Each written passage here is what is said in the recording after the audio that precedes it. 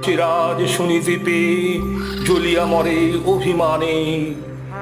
আমার প্রজাগণ আমার চেয়ে তাহারে বড় করি মানে। আমার হতে যার আসন নিচে তার দান হলো বেশি।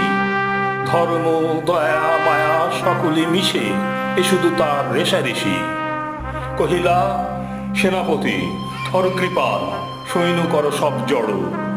আমার চেয়ে হবে পুণ্যবান, স্পর্ধা বাড়িয়াছে বড়।